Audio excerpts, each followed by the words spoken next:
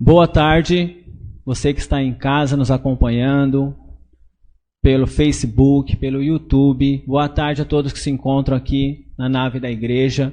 É um enorme prazer estar aqui hoje no primeiro JA de 2021 com essa equipe maravilhosa. E hoje chegou a hora de conhecermos a história de conversão do nosso irmão Paulo Ricardo.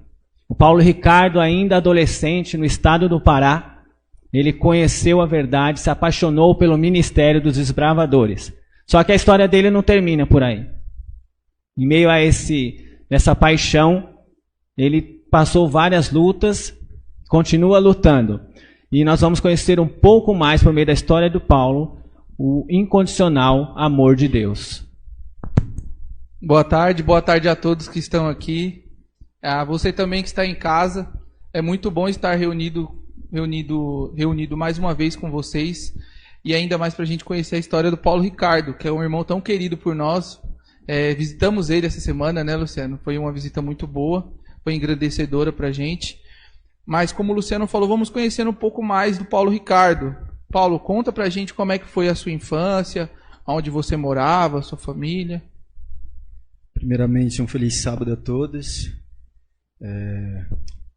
Mais uma vez, um imenso prazer estar aqui com vocês mais uma vez para partilhar um pouco da nossa experiência com Deus, né? Você que está em casa também, um feliz sábado. Então, cara, eu nasci numa família católica, né? Uma família católica, meu pai católico, minha mãe católica, a família inteira tradicional. Acho que quase toda a família no norte é católica, né? Já é tradicional, já é tradição. E eu lembro que, bem criancinho, eu já tinha um terço, né? Que a minha mãe havia me dado. O terço é um cordão que a gente faz a oração da Igreja Católica. E aquilo ali era meu amuleto de fé. E eu dormia com aquilo na cabeceira da minha cama, orava toda noite, né? As orações que simboliza cada bolinha daquele cordão. E ali eu era muito devoto mesmo. Eu acreditava no Deus real, acreditava que aquilo era um caminho verdadeiro, acreditava na pureza daquela religião, daquela tradição. E eu era muito devoto, né? Muito devoto mesmo. E também as imagens de escultura, né? Então, eu posso dizer que eu era religioso ali desde criança. Eu já era uma pessoa religiosa. Então, desde pequeno, você já tinha um relacionamento com Deus. Isso, com certeza. E dentro dessa sua relação com Deus, como foi? Então, você disse para mim, lá na entrevista na sua casa, que você tinha uma vida muito simples, né? Que seu pai trabalhava num dos hotéis, né? lá no Pará. E você conheceu... Como você chegou a conhecer o Clube dos Desbravadores? Como que foi isso? De que modo isso aconteceu? Então, Primeiro encontro, né? Foi assim. Eu havia visto uma movimentação lá na comunidade. Estava tendo uma conferência da igreja adventista. E meus amigos todos indo, participando. E eu vi aquela movimentação, né? Não sabia o que estava acontecendo. Fiquei meio... E aí meus amigos mesmo me fizeram um convite, né? Vamos lá, tá tendo brinde, não sei o que, brinde? Tá tendo brinde. Eu era adolescente ali, no juvenil eu era. Falei, vamos, tá tendo brinde, tá dando pipoca, isso, vamos lá. Eu fui mais, não fui nem pela curiosidade do que estava acontecendo, fui pelo brinde mesmo. Chegando lá, participei das noites, né? Tava tendo estudo bíblico. Inclusive, nosso irmão querido, né? Irmão Coimbra, que estava participando, que estava fazendo os estudos bíblicos, já falecido hoje. E, cara, era tanta criança ali, tanta movimentação que, vou ser sincero, eu não estava prestando atenção em nada, né? Eu só estava ali mesmo por estar. Mas aí teve um dia em que apresentaram o Clube de Desbravadores. Aí entrou o Clube de Desbravador, todo uniformizado, todo padrão, aquele uniforme bonito, né? Fazendo ordem unida, explicando o que era o clube. E naquele exato momento, a minha atenção já foi direcionada para o clube, né? E eu posso dizer que foi um amor à primeira vista, né? foi uma paixão imediata. Quando eu vi os desbravadores uniformizados, quando eu vi toda aquela coisa bonita, os desbravadores... porque eu já tinha uma visão militar, né? Desde criança eu queria ser um militar, isso já estava na minha cabeça. E eu vi os desbravadores com aquele uniforme bonito, e ainda falando o nome de Jesus, aquilo me deixou extremamente apaixonado. E aí foi então, posso dizer, o meu primeiro contato de verdade com a igreja, e que me fez ir para o clube imediatamente, né? Para a igreja adventista. E aí que você ingressa no clube, foi a partir do clube que a sua espiritualidade passou a se desenvolver, podemos dizer assim? Lá no clube, os meus olhos se abriram para a verdade, né? Muita gente acha que no clube é só diversão, lazer, todas essas coisas, mas em meio a essa diversão, a esse lazer, a gente vai aprendendo, né? Sobre Deus, sobre a verdade, sobre a Bíblia. E então tudo que estava acontecendo em cada reunião do clube era algo novo para mim. O que eu não aprendia lá na primeira comunhão que eu fazia na igreja católica, eu estava aprendendo ali, né? E eu estava aprendendo e vendo. Era diferente, né? Não era uma carta que estavam me dando, não era um livro que estavam me dando, era a própria palavra de Deus. E ali foi o ponto inicial que eu dei. Não é aqui que eu devo ficar, aqui é a verdade. Aqui eu tive a primeira convicção disso, que a igreja adventista do sétimo dia era a igreja verdadeira.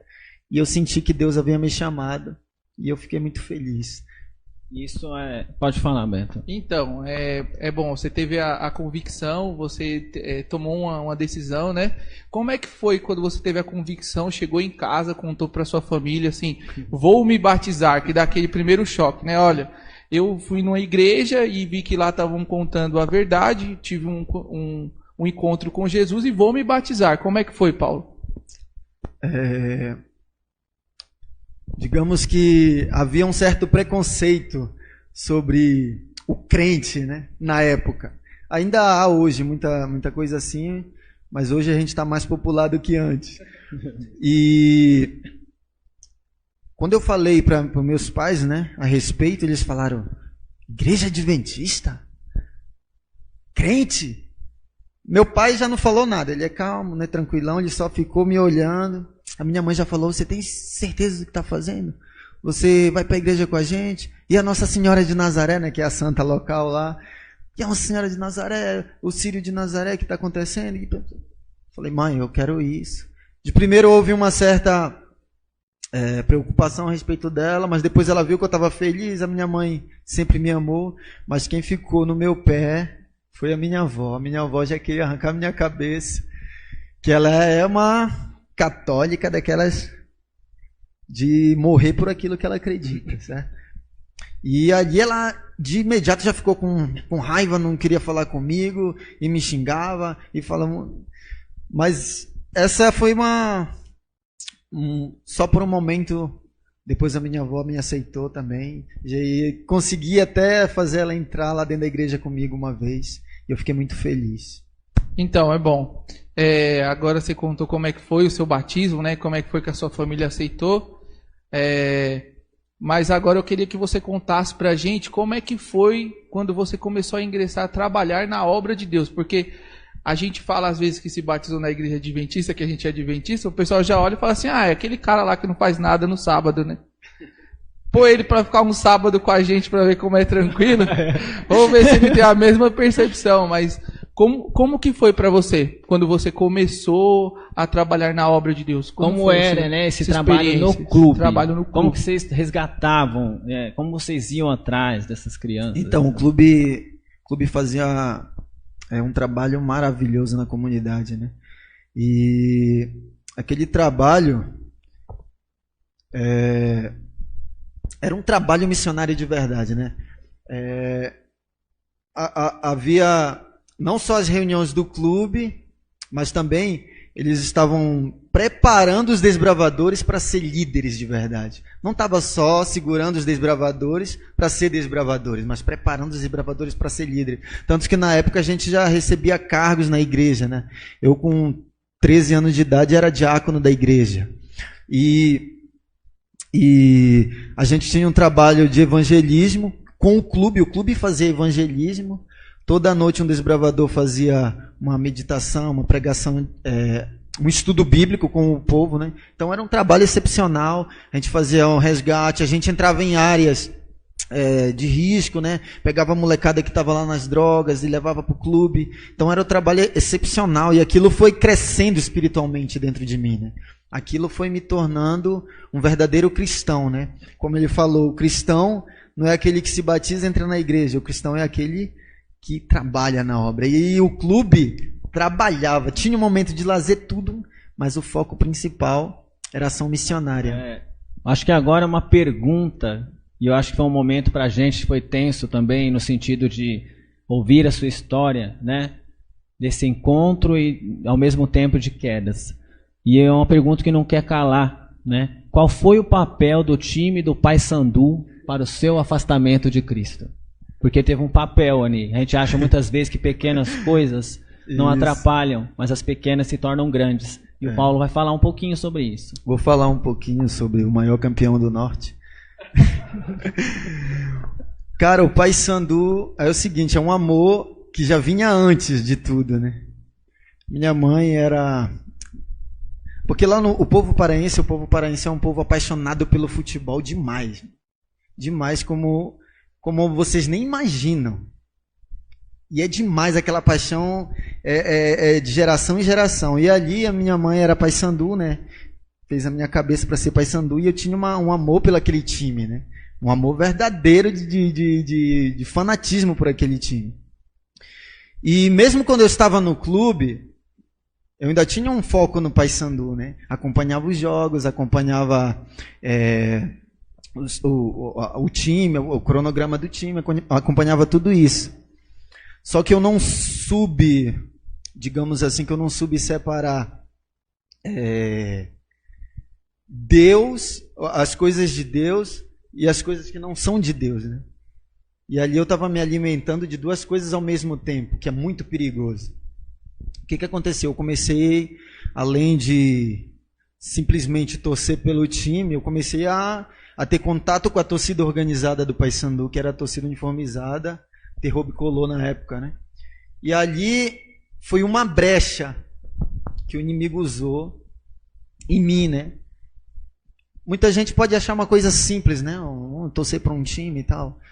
É normal até certo ponto. É normal quando você simplesmente torce, mas não fica na igreja com foco aqui nas coisas de Deus e de repente quanto está o jogo lá fora.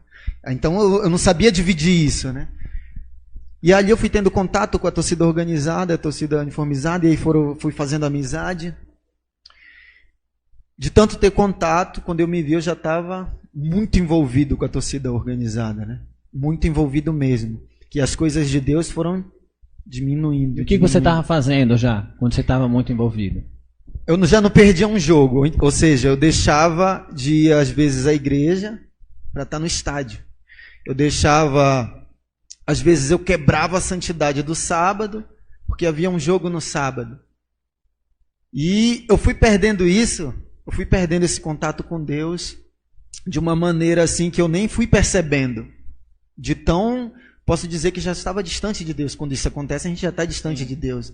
E ali, quando eu me vi, eu já estava envolvido com a torcida organizada, já estava levantando bandeira, já tinha camisa, já tinha calça, já tinha boné, já estava envolvido com a bateria do clube, já estava participando de brigas de torcida. Então, a minha mudança foi uma mudança que eu não consigo nem explicar, né? Mas foi uma mudança drástica na minha vida, né? Ô Paulão, pegando o gatilho que você está falando aí, qual foi o momento que foi crucial, que você deu start, você falou, opa, eu não sou mais cristão. Agora eu definitivamente me afastei mesmo. Qual foi o ponto assim que você acordou e falou, não estou mais na igreja? Então, os desbravadores nunca desistiram de mim, mesmo eu estando na torcida organizada. Eu cheguei até para a igreja uniformizado de torcida organizada, né? De tão cego que eu estava. E os desbravadores nunca desistiram de mim. E aí teve uma situação em que estava tendo uma reunião dos desbravadores e uma menina ficou possessa. Uma desbravadora... Não, era uma parente de uma desbravadora, ficou possessa na reunião. E quando o demônio estava dentro dela, ela começou a falar o pecado de todo mundo. E ela falou assim mesmo: o Paulo Ricardo está comigo agora. Nesse momento eu estava no estádio. O Paulo Ricardo está comigo agora. E você vai sair tal dia. Você falou, tipo uma profecia, né? Falou, você vai sair tal dia, você vai sair nesse ano e você esse ano.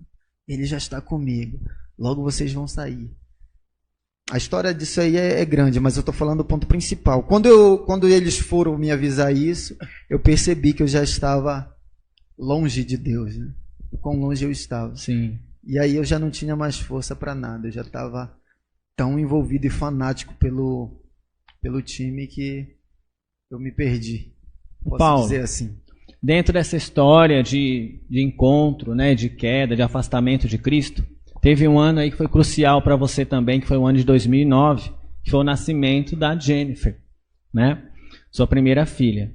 Nesse momento, você fez alguma reflexão em relação ao seu modo de vida, a maneira como você estava vivendo, né? Porque até então você estava se envolvendo em brigas ou bebidas. Como que aconteceu nesse ano de 2009? Isso. Eu estava tão envolvido com o mundo que eu já estava achando normal tudo, né? Tudo de errado. Brigas, roubos, bebidas. Tudo para mim estava normal. Até que nasceu a minha filha, né? Eu posso dizer que eu era um vagabundo quando a minha filha nasceu. Não queria saber de nada. Mas quando ela nasceu, aí veio aquela mente já de pai, né? De responsabilidade. De uma preocupação a mais, né? Posso dizer assim. E aí agora eu sou pai, né? E o clube já tinha esquecido. Já tinha esquecido da igreja, do clube e tudo. Eu lembrava as coisas, claro que eu lembrava tudo. Eu sabia que eu estava fazendo algo errado, eu tinha convicção disso, eu sabia que eu estava no caminho errado, mas eu estava tão acostumado com aquilo que eu estava seguro ali, não estava nem aí para mim mesmo. Mas quando a minha filha nasceu, eu já não tinha mais que pensar em mim. Já não tinha mais que pensar no eu.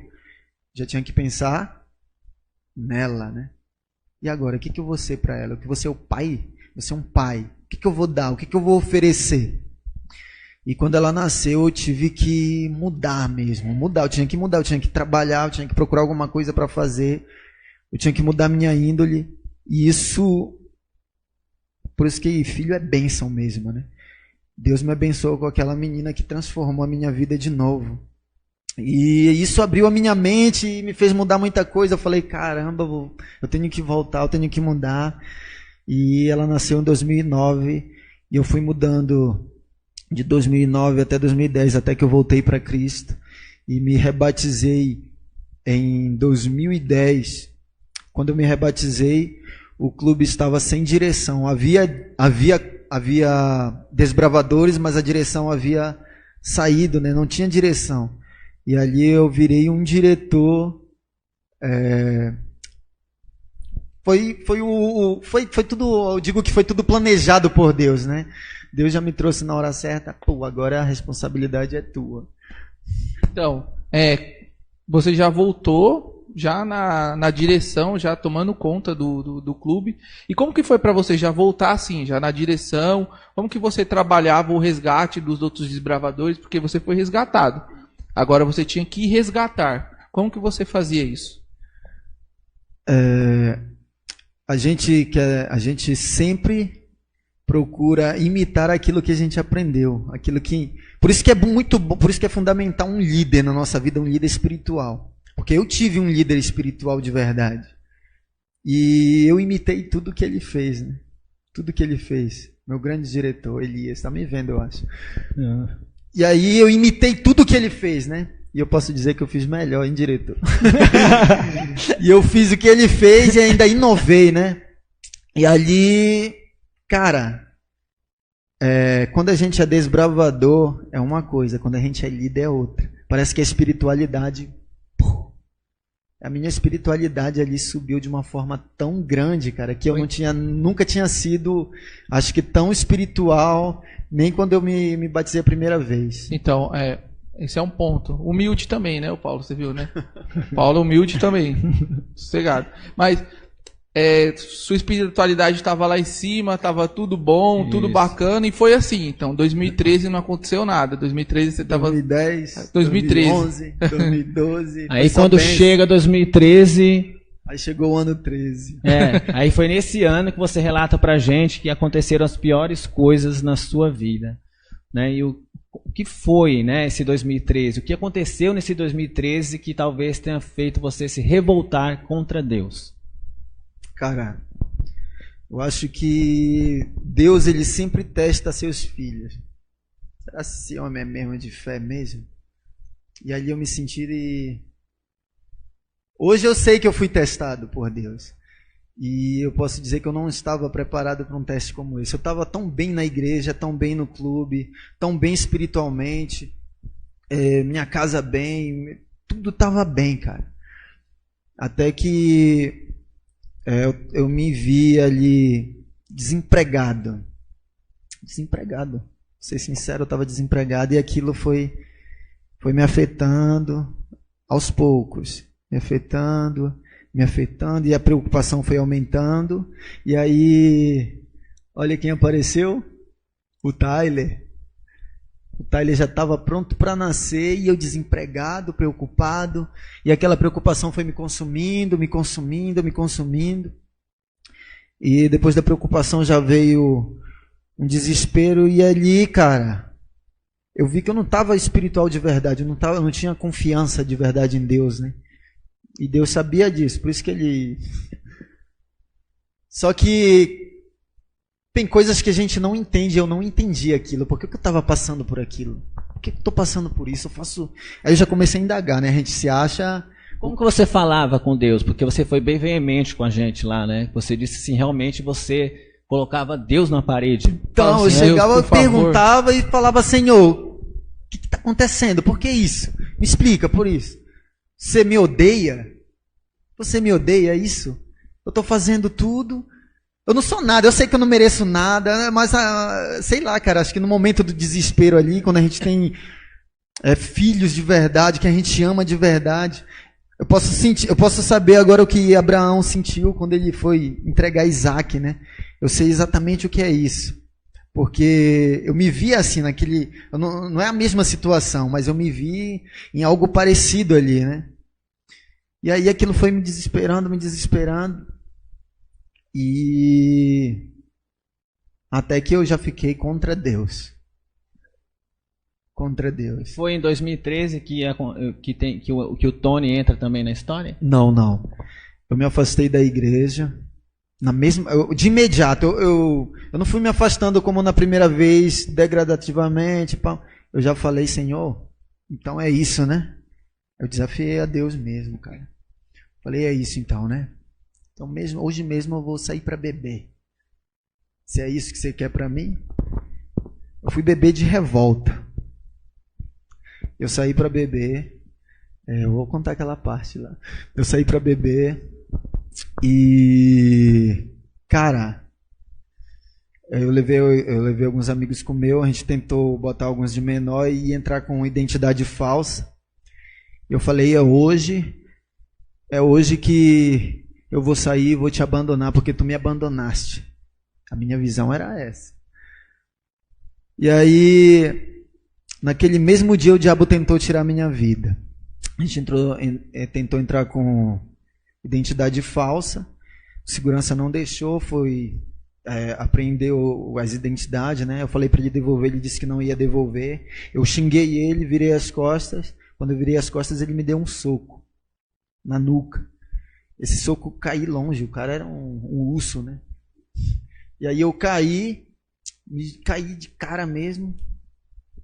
Como eu já estava decidido que eu tinha me afastado de Deus, parece que todo aquele mundanismo voltou para mim, do tempo da torcida organizada, aquela ira, aquela raiva, aquele negócio de briga. E aquilo parece que subiu, quando eu senti aquele soco, aquilo subiu na minha cabeça. De novo. E aí eu virei e comecei a dar um monte de soco, né, na cara dele, sem ele esperar. Eu virei rápido e comecei a soquear ele. E fiquei batendo até ele correr. E ele correu, né? Quando ele correu, eu já fiquei chamando ele para fora. Ele entrou para dentro da boate, eu chamei ele para fora, comecei a ficar revoltado. E aí eu virei de novo para sair com meus amigos, quando eu escuto aquele barulho na minha cabeça. Aí eu olho para o lado, ele está assim, ó, com uma arma na minha cabeça. Cara, naquele momento, tudo passou, toda a minha vida passou como um flash, né? A gente vê nos filmes e pensa que isso não é real, mas a minha vida passou toda como um flash na minha cabeça, assim, ó.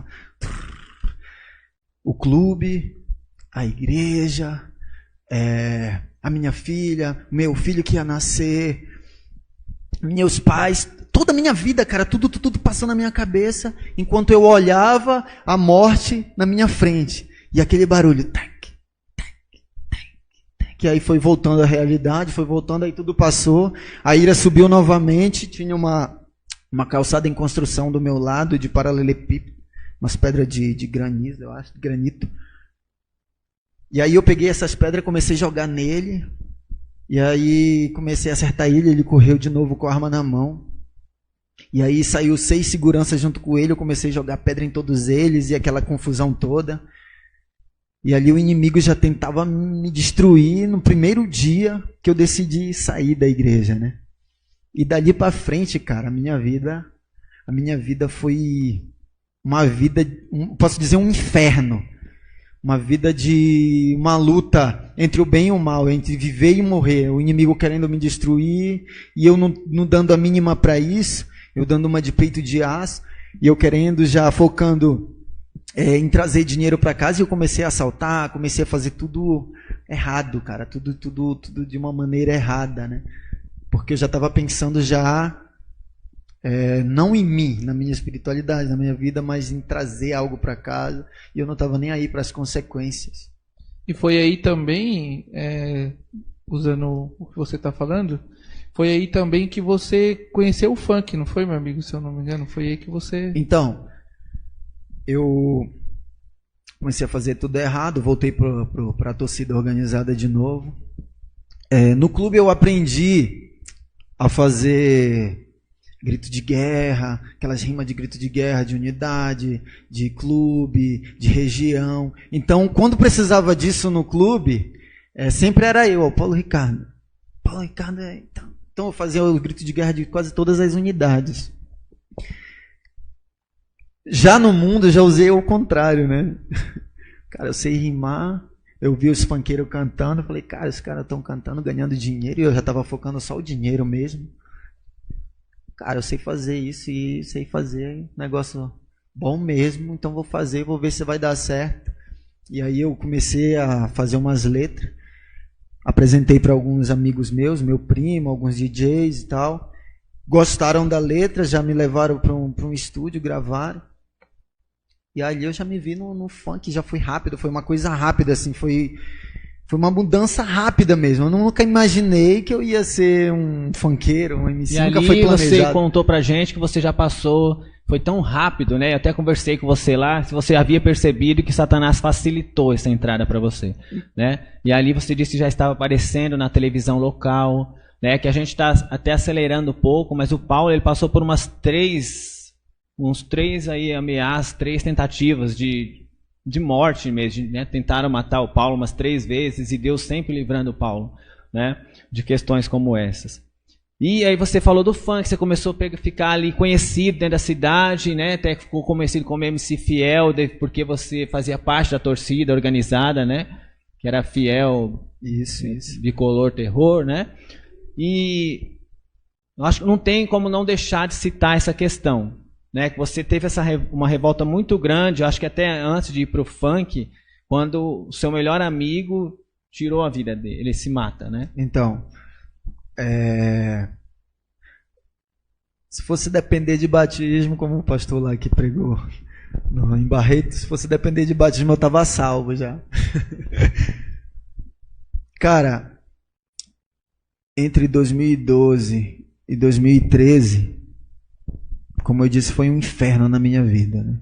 Um inferno de verdade. Até que eu recebi a ligação de um pastor, o pastor Daniel, que foi pastor do Ministério Jovem da Associação Baixo Amazonas. Eu recebi uma ligação dele e nessa ligação eu ouvi a voz de Deus, né? Era Deus falando comigo. Ele falou: Paulo, oi, suas férias acabaram. Aqui é o pastor Daniel, suas férias acabaram. Aí começou. Deu um sermão daqueles que é Deus falando mesmo, né? E eu fiquei, caramba. Minha vida estava um lixo, eu estava me sentindo um lixo. Falei, pastor, não estou preparado. Como é que eu vou... Você não precisa se preparar, não. Quem disse que você precisa se preparar? Eu vou aí, eu estou aqui no interior do estado, eu vou aí, eu vou te fazer o teu batismo. Sei que você não está preparado, mas eu estou indo aí fazer o seu batismo. E o pastor, ousado mesmo, ousado. E aí ele veio, cara, eu fui, eu estava chorando demais, caramba, eu não estava preparado, eu não estava pensando em voltar, e aí eu voltei, me rebatizei, e aí eu decidi, não, vou mudar. Nisso eu tinha um amigo chamado Tony. Esse amigo, eu não contei, ele era uma dupla missionária minha. Era aquele amigo que a gente aprende a amar de verdade, aquele amigo que não sai do nosso lado, aquele melhor amigo. A gente fazia tudo junto, a gente passava estudo, a gente visitava, a gente ia atrás de emprego junto. Então, no momento que a gente estava na igreja, a gente era uma dupla missionária de verdade. Eu era até uma maior dupla com ele do que com a minha própria companheira, né? A gente passava estudo junto, mas ele era a minha dupla de verdade, né? Ele era o cara que estava ali do meu lado. E quando eu me afastei da igreja, ele se afastou junto comigo. Quando eu voltei agora, mesmo não estando preparado, eu decidi mudar de verdade. Eu estava convicto que eu ia mudar e ia trazer ele de volta comigo. Eu me batizei no dia 27, pela terceira vez. Dia 27 de abril de 2014. Quando eu me rebatizei, a minha visão estava nele. Claro que estava em Cristo, né? Porque eu sabia o que eu estava fazendo, mesmo não estando preparado, eu tinha a convicção do que estava fazendo. E eu foquei nele, não, vou buscar meu amigo e a gente vai voltar, eu não quero ele no mundo. E um mês depois ele tirou a própria vida. Ele estava passando por um momento depressivo, estava com um relacionamento conturbado, não estava bem familiar, problemas familiares. Cara, ele estava depressivo e aí ele tirou a própria vida dele. Ele te mandou uma mensagem antes, né? Ele me mandou uma mensagem, a mensagem dizia assim, me parabenizando pelo batismo. Ele falou, cara, parabéns, eu não vejo mais isso em mim. Eu estou me sentindo um lixo, como se ele não tivesse força para voltar. Eu estou me sentindo um lixo. Aí ele botou em letra maiúscula, ora por mim. No dia seguinte ele faz isso.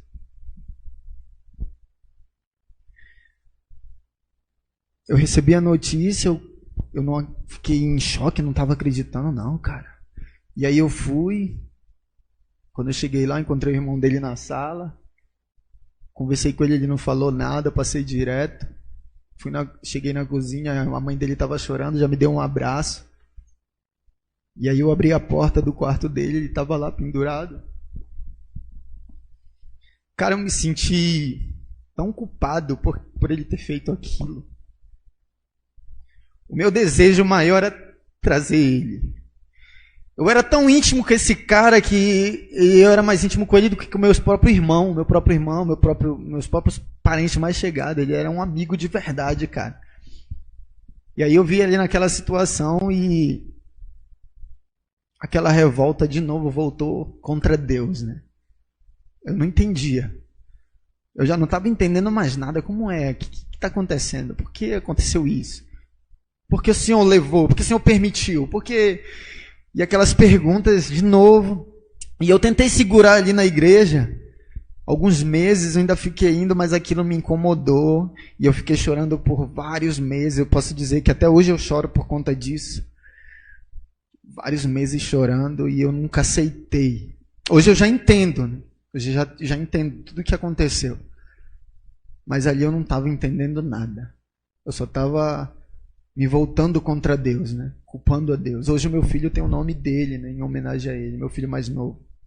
De tanto o quanto eu era próximo dele, de verdade. Então, amigão, você perdeu um amigo aí, você falou que se emociona. Até hoje o Luciano também estava quase chorando aqui. Não sei, o Eberson ainda está controlado ali. Mas a gente... Chorou? Não, então segura um pouco aí, que tem mais coisa. Mas a gente viu aqui na sua história aqui. Vamos voltar naquela parte lá que quando você conheceu o funk, que você estava usando as coisas que Deus te ensinou, que você aprendeu lá no clube, a rimar, fazer os gritos de guerra. Você estava usando agora pro funk. E conta pra gente como que foi daquela vez que você foi cantar e chegou lá e você viu os meninos cantando a música que você tinha feito. Aí eu acho que já foi até aqui, né? Foi até legal São Paulo, né? o Beto chegar, né? Até por conta mesmo do tempo e tal. Mas como que foi essa transição, né? Em que momento se deu isso que o Beto pergunta e essa transição, né? Do Pará para São Paulo, em que momento foi esse start mesmo que você, não dá mais, eu preciso mudar de vida? Eu nunca me imaginei em São Paulo, né? Nem tinha planos para vir para São Paulo. Na verdade, eu nunca tinha saído do Pará. E quando eu me envolvi, fui me envolvendo depois que eu fiquei revoltado mesmo com Deus e saí. Eu decidi me entregar por completo nessa vida.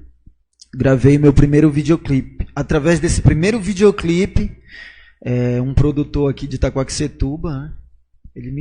Ele viu na internet, já me ligou, já me fez uma proposta para me vir para São Paulo. Eu vim para São Paulo e aí a minha vida no funk já foi melhorando. Aí também já me envolvi com crime, né? Ele já me apresentou além do funk, aí o cara é estratégico. Ele já me apresentou além do funk. Facção. Facção. Na verdade, todos eles são envolvidos, né? Com o PCC.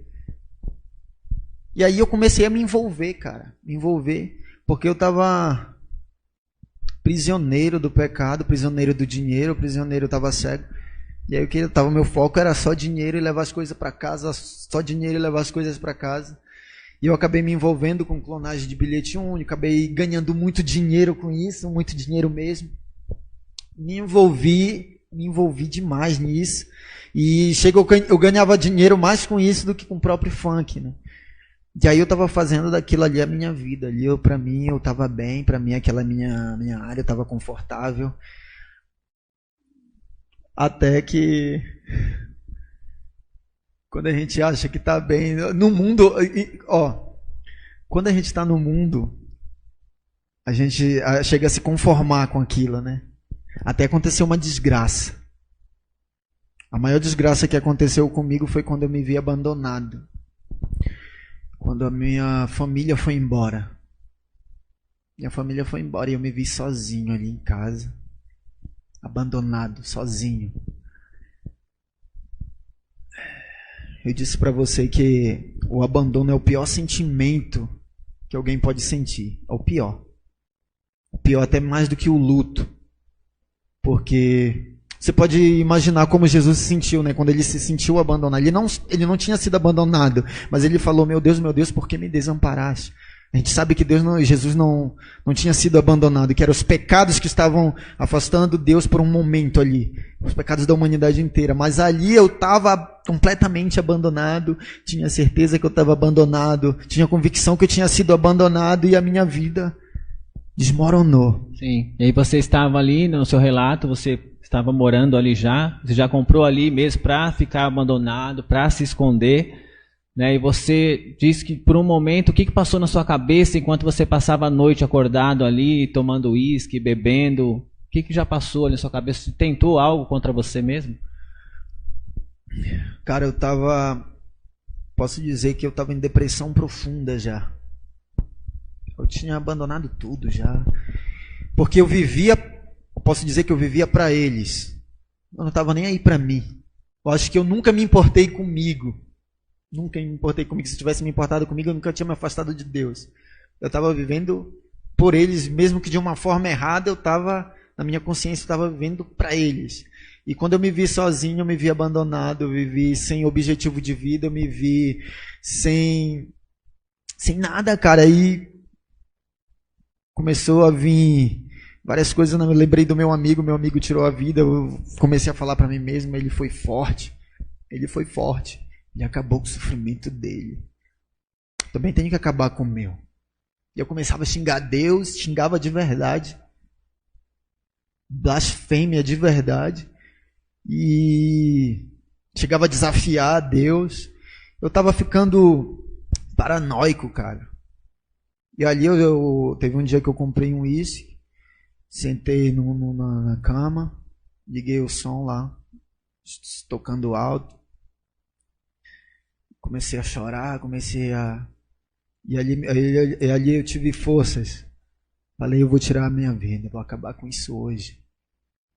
Vou acabar com isso. Vou ser forte como eu nunca fui. E aí eu fiquei bebendo uísque, eu estava esperando terminar aquele uísque para me tirar minha própria vida. Amarrei uma corda no meu quarto, bem no centro ela ficou pendurada.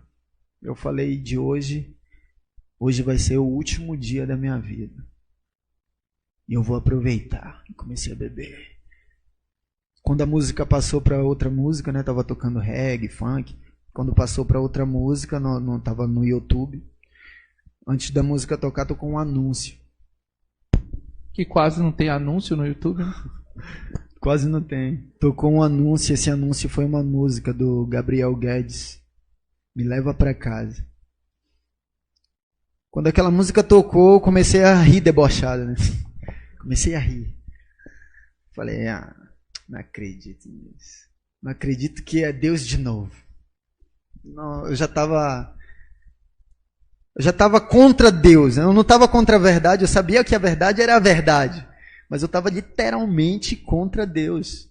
Literalmente. Eu comecei a rir debochado. Sai de mim, se afasta de mim. Eu não quero. E aí começou e eu não passei a música e começou a tocar.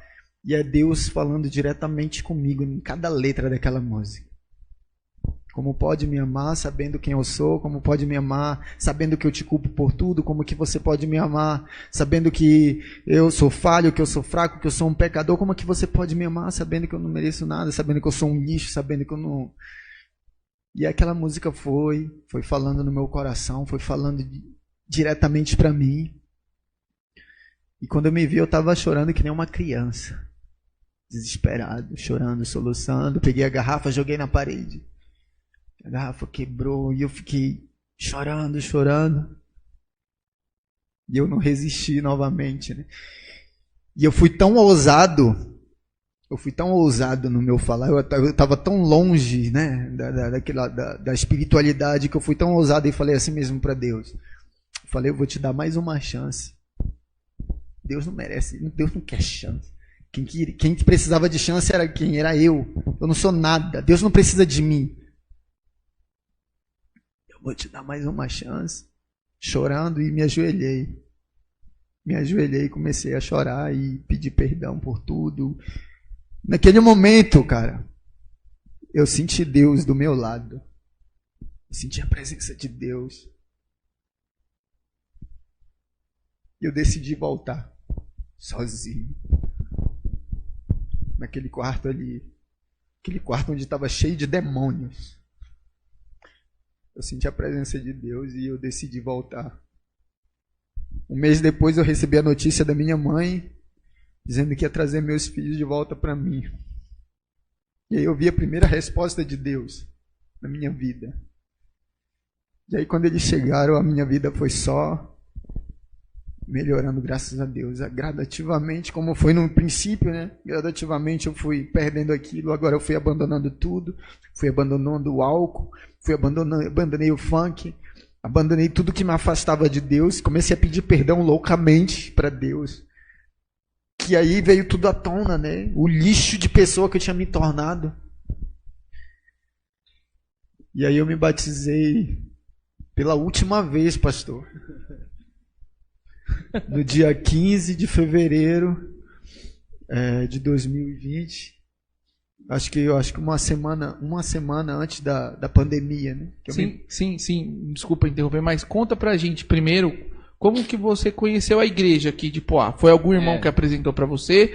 Foi algum desbravador que foi lá na sua casa visitar? Algum jovem? Como que foi? Conta pra mim. Toda vez que eu passava de trem, quando eu ia pra Zona Leste, sempre fazia trabalho pra Zona Leste, as coisas, e eu passava, na volta sempre a gente consegue ver a igreja, né? A nave da igreja do trem e a gente vê, né? E eu via. Sempre eu via, cara. Sempre. Até muito antes de... E eu ficava olhando, lembrava do clube. E eu falei, não, eu voltei, eu quero voltar e eu vou atrás dessa igreja. Busquei no GPS, a primeira igreja que o GPS me levou, não sabia o nome do bairro, não sabia nem o bairro que eu morava, eu já estava 3 anos no bairro, cara. Eu nem parava no bairro, cara. O GPS me levou para a igreja central de Suzano. Cheguei lá, assisti o culto. Era num domingo à noite, o culto lá. Eu me senti mesmo, estava me sentindo vazio e eu não estava sentindo nada lá na igreja. Não sentia, vou ser sincero, não senti nada. Eu falei, não, eu quero algo vivo, eu quero... Depois eu pesquisei de novo, não sabia o nome da igreja, não sabia nem andar por aqui. Cheguei na igreja de Calmon Viana, entrei lá, me receberam super bem, a igreja receptiva, mas eu vi que não havia criança ali, meus filhos já não... Falei, vocês gostaram daqui? Meu filho estava tão envolvido com aquele mundo que eu estava levando, que ele também não estava querendo saber de nada de igreja. E... não quero ficar aqui. Eu falei, poxa, mãe, agora? Eu tinha que mudar a cabeça dele, eu tinha já doutrinado eles no mundo, né? Eu tinha que mudar a cabeça deles, que era difícil demais. Aí quando você chegou aqui foi a mesma coisa, você não sentiu nada também? Não. Conta pra foi gente. Diferente. Quando eu entrei aqui, eu já senti uma energia tão grande. Senti uma energia forte, de verdade. Eu não estou falando porque eu sou daqui, não. Nem porque a igreja é mais bonita, ou sei lá, não é nada disso. Eu senti mesmo a presença de Deus. Eu senti no brilho do olhar de cada irmão que falou comigo. O irmão Serginho me recepcionou muito bem. O irmão, acho que é Neto, né? O Neto, o Naldo, irmão Naldo. Quando eu vi meus filhos sorrindo, brincando já com a molecada rápido, aqui cheio de criança, né? Eu vi meus filhos bem ali, caramba, eu falei, eu tenho que trazer meus filhos para cá, porque se eu for querer doutrinar eles sozinho, eu não consigo, né? Eles precisam de exemplos ali, vivos. E aí, cara, eu senti que aqui era meu lugar. Eu fiquei aqui, me rebatizei. Minha família, meus filhos hoje, meu filho ali não quer nem saber mais daquela imundice de funk. Ele já acorda buscando lá a musiquinha lá. Minha vida é uma viagem todo dia. Minha filha está apaixonada pelo Clube de Desbravadores. E eu sou muito grato a Deus porque nesse período a igreja, a noiva me abraçou. A igreja me abraçou, por isso que Jesus ama incondicionalmente essa igreja. A igreja me abraçou, me ajudou em tempos difíceis, continua me ajudando até hoje, né? A igreja me abraçou em momentos difíceis da minha vida, porque eu me vi sozinho uma época com meus filhos, a minha mãe teve que voltar porque a minha avó faleceu, a história é gigante, cara. Mas aí eu decidi ser fiel até o fim. E uma luta que eu nunca venci, Deus já me preparou para me vencer. E eu estou lutando ela para vencer. Amém. Verdade, amigão. Isso daí serve para a gente ver o nosso papel, a nossa importância como igreja e como irmãos. Quando ele chegou aqui, ele se sentiu abraçado. Foi o mesmo sentimento quando eu cheguei aqui com a Amanda a primeira vez. Eu lembro que todas as vezes que eu ia na galeria, eu encontrava lá Niblin, o Luciano, aí encontrava o Érico, o Enoque, eles sempre me tratavam calorosamente. Depois eu comecei a sentar aqui embaixo, o tratamento foi o mesmo. Então essa é a importância da gente como irmãos. O Binho uma vez falou pra mim, a gente estava indo num futebol, que eu não gosto muito de futebol não, tô igual o Paulo, abandonei. A gente estava indo pro futebol um dia, e ele falou um texto pra mim, um verso bíblico, que eu queria compartilhar com vocês, que eu acredito que encaixa na história do Paulo.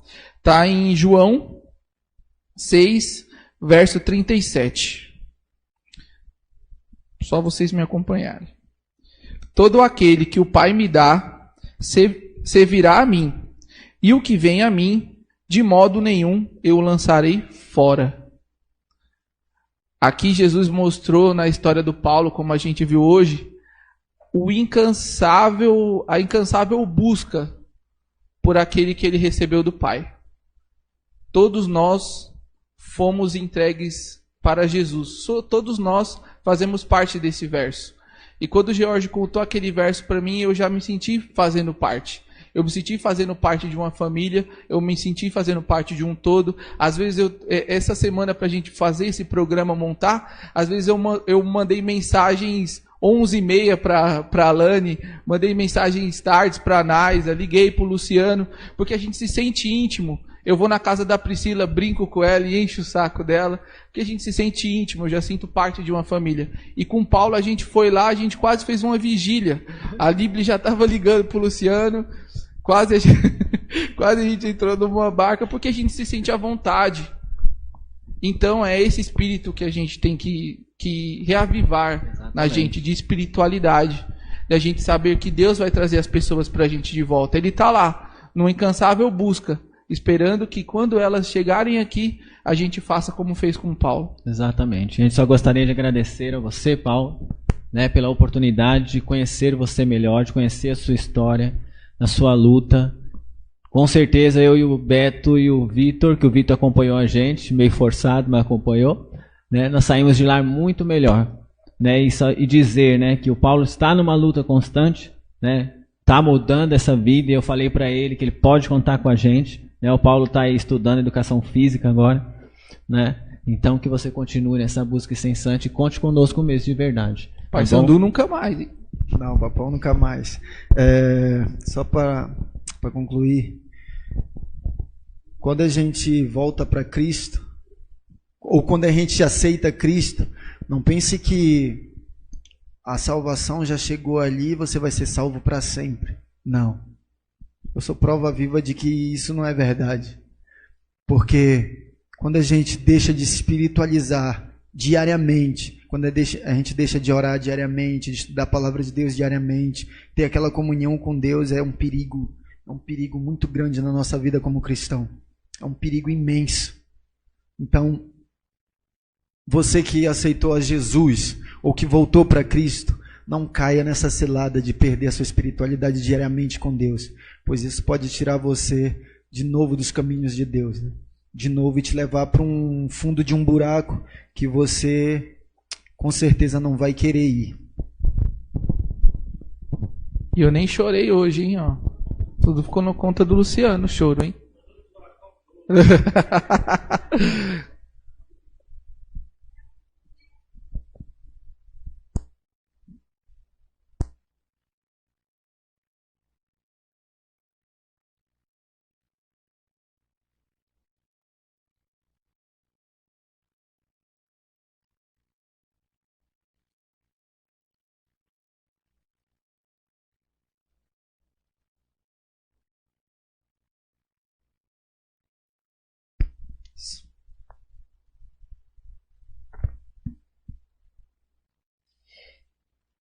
Nesse breve momento de oração que teremos, gostaria de fazê-los refletir.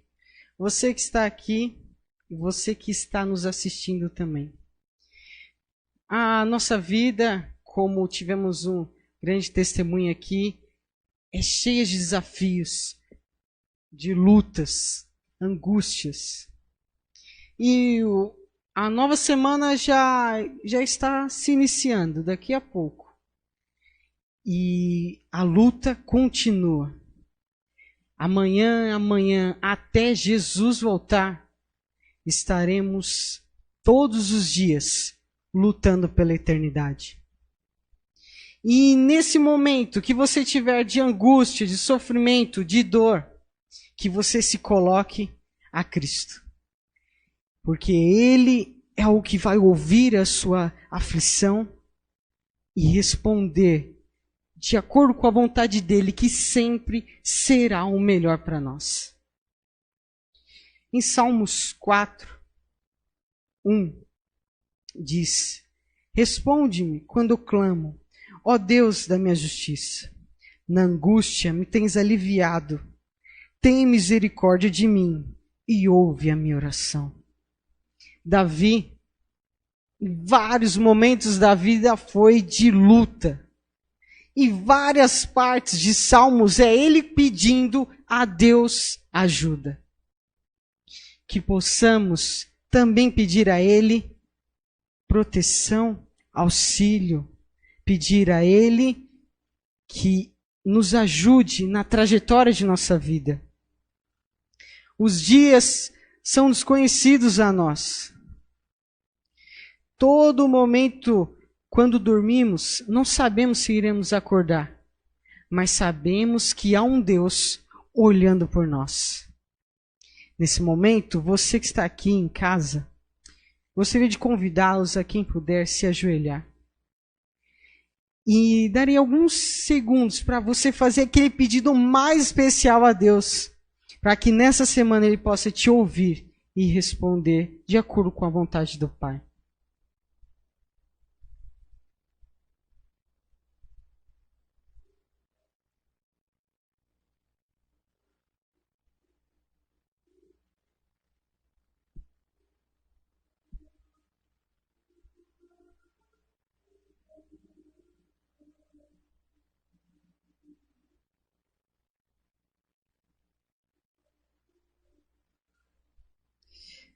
Grandioso Deus, na tua casa, na nossa própria casa, no carro, ou mesmo na estação de trem, nesse momento, colocamos nossos pensamentos a Ti. Colocamos nosso coração à disposição da Tua vontade. Que cada passo de nossa vida seja conduzido por Ti. Entregamos nossa mente, nosso coração, a nossa vida. Pedimos que o Senhor perdoe os nossos pecados, as nossas falhas, as nossas transgressões. Que o Senhor nos limpe e que possamos nos entregar cada vez mais, dia a dia, buscando cada dia a eternidade. Entregamos tudo isso no nome de Jesus. Amém.